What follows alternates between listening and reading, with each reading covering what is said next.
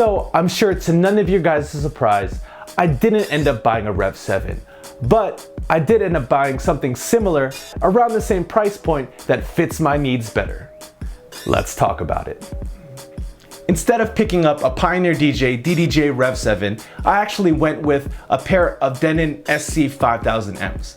Now I went with the 5000Ms for a few reasons. The number one reason being I already have a pro grade 2-channel battle mixer with built-in effects, that being the REV7 Mark II.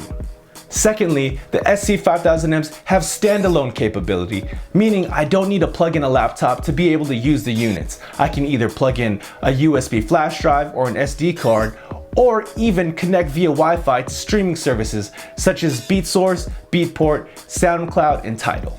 The third reason I picked up a pair of SC 5000Ms instead of a Pioneer REV7 has to be the price.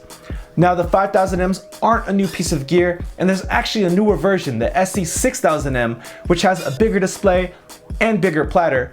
But on the used market, you can find an SC 5000M for around $750 to $800, meaning you can grab a pair for less than the price of a Pioneer REV7, and you might even have a little bit extra cash to pick up something like a Numark Scratch around the price of a REV7, giving you basically the same kind of functionality that you would find on a REV7. And my final reason for not picking up a REV7 and instead getting a pair of SC 5000Ms has to be the fact that I really don't do that many mobile gigs. And that's exactly where I think the market for the REV7 is and where you would get the most use out of the unit. Because I don't need that all-in-one portability, and these will probably just stay in the studio, it really doesn't make sense to have a whole other setup in here when I already have multiple setups in this studio space. Now let's dive a little bit deeper into the features of the Denon SC 5000M and why it was my choice instead of picking up a REV7. Number one has to be the motorized platter.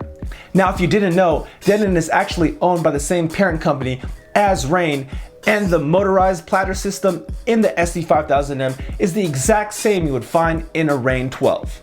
And after years of being on the market, the Rane 12 has proved itself after its initial issues that it's a solid piece and replacement for a turntable if you want that motorized platter feel. Second is the fact that I don't need a laptop to be able to play using the SC 5000M. Like I mentioned earlier, I can load my music onto a flash drive or an SD card or play via Wi-Fi off a streaming service like BeatSource. And here, especially in Vegas, where sometimes it gets a little bit too hot and laptops overheat, and if I'm using Serato DJ, it might stutter, I might get audio dropouts, or I might lose the laptop completely and I just have to shut it down. Being able to play off sticks but still maintaining that motorized platter feel that I'm used to using turntables is a huge plus. Third has to be the weight of the unit.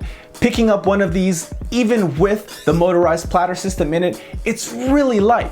It's a lot lighter than my Pioneer DJ turntables, the PLX 1000s, so I really lose that extra weight that I need to carry to a mobile gig if I'm actually doing one of those.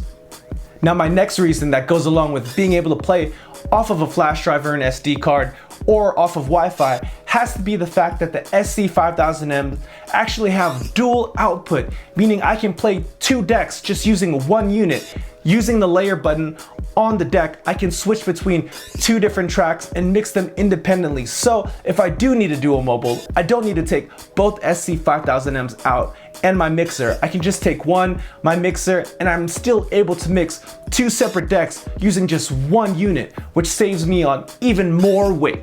My final reason, and probably the most important to me right now, is the fact that now I have these SC 5000Ms in the studio. I'm able to practice DJing using just a record box DJ analyzed USB stick and practice, and I still have all of my cue points, playlists, and I don't have to transfer it into another software to actually get all of that metadata back and take all that extra time.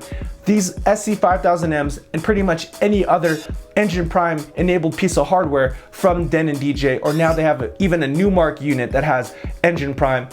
If you stick in a record box DJ analyze either SD card or USB stick, it takes all of that data, you get all of your playlists, all of your cue points, and it'll actually build out all of the beat grids, and you're able to DJ just like you would using a Pioneer setup so I can practice that just using sticks at home without having to pay the bananas price for some Pioneer DJ piece of hardware, such as maybe an XDJ unit, the all-in-ones, or even the single standalone units like the XDJ 1000s. I get all that functionality out of these units at a fraction of the cost.